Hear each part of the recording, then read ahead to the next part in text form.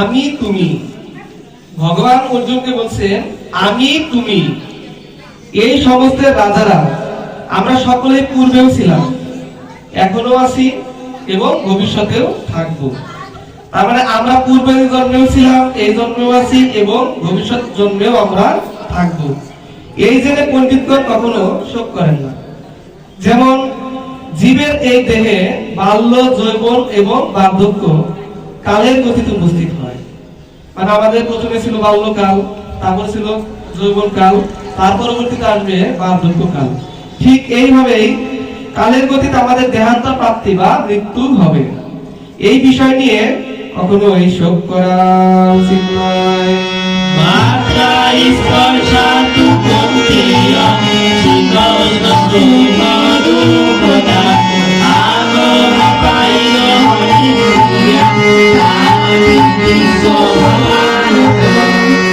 হে কুন্তীয়, কুন্তীয় বলতে হচ্ছে কুন্তীর পুত্র অর্জুন। ইন্দ্রাদির সঙ্গে বিষয়ের যে সংযোগ, তার ফলে হচ্ছে সুখ বা দুঃখ, শীত বা গ্রীষ্ম প্রভৃতি অনুভূতি সৃষ্টি হয়। সেগুলো আসে আবার চলে যায়, অর্থাৎ অনিত্য। অতএব হে অর্জুন, সেগুলি সহ্য করার চেষ্টা করো, অর্থাৎ সেগুলি নির্বিকার থাকে। মানে আমাদের জীবনে সুখ আসে, দুঃখ আসে, আবার শীতের পরে গ্রীষ্ম আসে, গরমও আসে। এজন্য বলছে যে যেটা আসবে এবং যাবে সেটা হচ্ছে অনিত্য। এইসব বিষয় নিয়ে তুমি কখনোই মোহগ্রস্ত হয়েও না।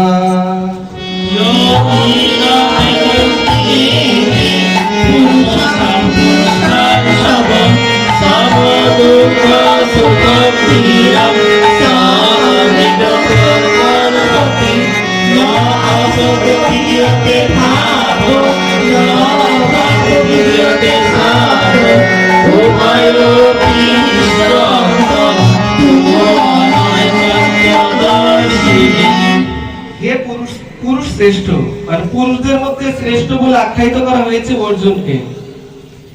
যে জ্ঞানী ব্যক্তি সুখ ও দুঃখকে সমানভাবে গ্রহণ করে, সুখ ও দুঃখে যিনি বিচলিত হন না, মানে সুখে কারো আনন্দ আবার দুঃখে কারো কষ্ট, এই বিষয়ে যারা বিচলিত হন না, তিনি অমরত্ব অর্থাৎ পরমাত্মাতে লাভের সামর্থ্য হন।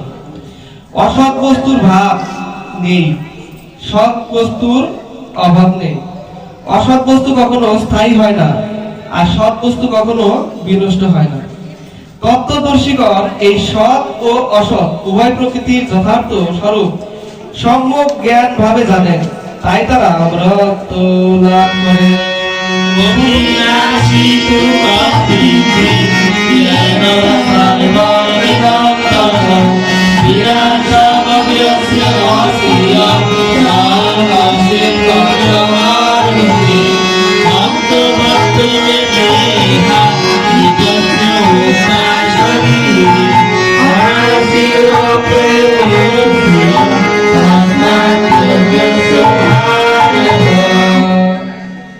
যিনি এই সমস্ত জগৎ পরিব্যাপ্ত করে আছেন, তাকে সৎ বা অবিনশ্বর বলে জেনো। সব এই সমস্ত জগৎ যিনি পরিব্যাপ্ত করে আছেন, কে আছেন? ভগবান।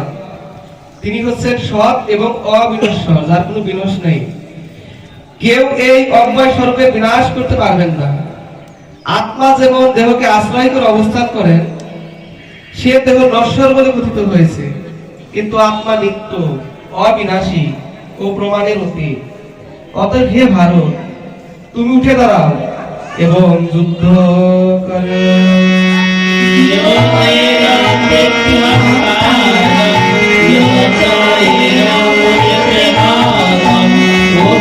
Oh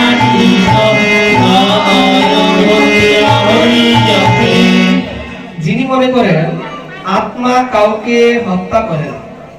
আত্মা কাউকে হত্যা করতেও পারেন না, আবার আত্মা কারো দ্বারা হত্যা হল না। তারা উভয়ই আত্মার প্রকৃত স্বরূপ জানেন না, কারণ আত্মা কাউকে হত্যা করতেও পারে না, কারো দ্বারা নিহত হল না। তাই আমাদেরকে আত্মা সম্পর্কে জানা উচিত।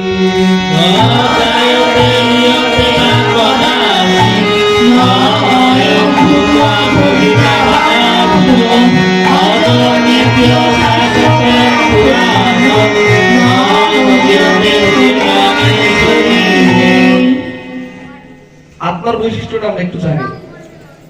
এই কেউ কথা বললো। আত্মার কখনো জন্ম হয় না, আত্মার কখনো মৃত্যু হয় না। তিনি জন্মগ্রহণের দ্বারা অস্তিত্ব লাভ করেন না, তিনি জন্মরহিত, শাশ্বত, মানে হচ্ছে চিরস্থায়ী। আত্মার কখনো মৃত্যু হয় না, আত্মার কখনো জন্ম হয় না, আত্মা চিরস্থায়ী। শুধুমাত্র আমাদের এই দেহটা পরিবর্তিত হয়, আত্মা ঠিকই থাকে। এরূপ পরিণাম শূন্য, শরীর নষ্ট হলেও আত্মা কখনো বিনষ্ট হন না।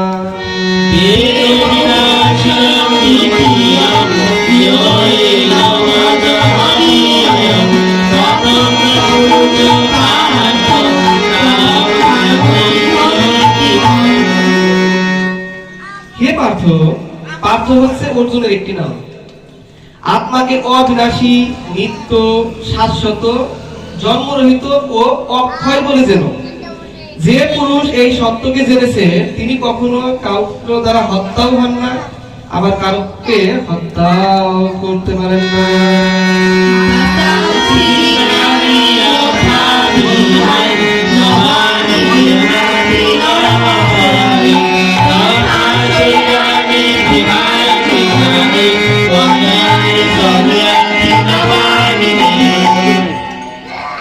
এখন যেটা বলবো সেটা হচ্ছে গুরুত্বপূর্ণ একটা কথা।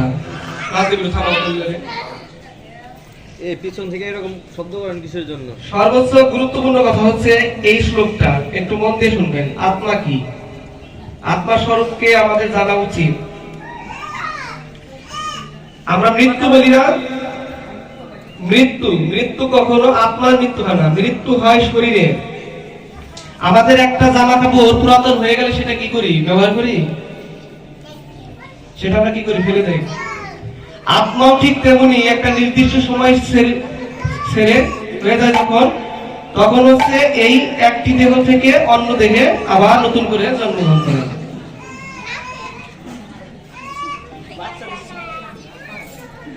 মানুষ যেমন জীর্ণ বস্ত্র পরিত্যাগ করে নতুন বস্ত্র পরিত্যাগ করে, আত্মাও তেমনি জীর্ণ বস্ত্র জীর্ণ দেহ পরিত্যাগ করে নতুন দেহ ধারণ করে।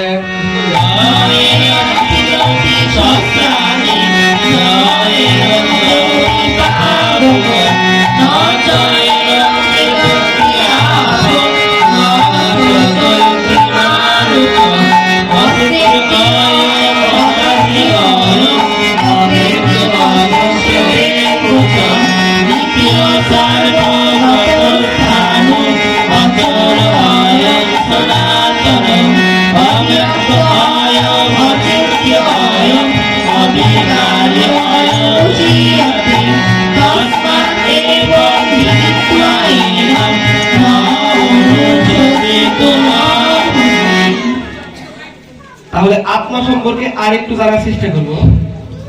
আত্মাকে অস্ত্রের দ্বারা কাটাও যায় না, আত্মাকে আগুনে পোড়ানো যায় না, জলে ভেজানো যায় না, আবার বাতাসে শুকানো যায় না। আত্মা অছেদ্য, মানে যাকে খণ্ডন করা যায় না, অদাহ্য, যাকে আগুনে পোড়ানো যায় না, অক্লেদ্য, যাকে ভেজানো যায় না, অশস্য, যাকে শুষ্ক করা যায় না। কারণ আত্মা চিরস্থায়ী, সর্বব্যাপী, অপরিবর্তনীয়, অচল এবং সনাতন। এই আত্মা অব্যক্ত, অচিন্ত, অবিকারী বলে শাস্ত্রে উক্ত রয়েছে। অতএব আত্মার এই সনাতন স্বরূপ জেনে তোমার শোক করা উচিত নয়।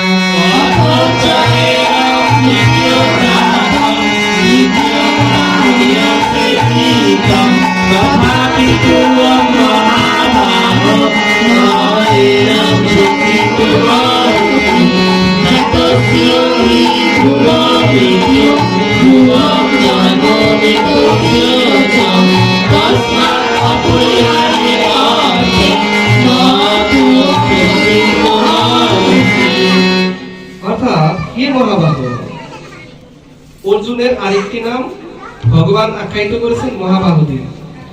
যদি তুমি মনে করো যে আত্মা সর্বদা দেহের সঙ্গে জন্মে আবার দেহের সঙ্গেই বিনষ্ট হয়ে যায়, তাহলেও তোমার শোক করা উচিত নয়। তারপরে ভগবান অর্জুনকে আরেকটু বললেন, যার জন্ম হয়েছে তার মৃত্যু নিশ্চিত, আর যার মৃত্যু হয়েছে তার জন্মও নিশ্চিত। তাই এই অবশ্যই বিষয়ে তোমার শোক করা উচিত